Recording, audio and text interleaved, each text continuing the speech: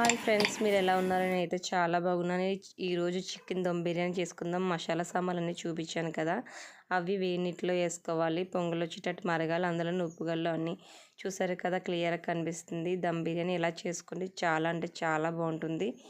ఇలా మొత్తం వాటర్ అంతా ఇలా బాయిల్ అవ్వాలన్నమాట. అలా బాయిల్ అయ్యాక మనం రైస్ అన్నది యాడ్ చేసుకోవాలి.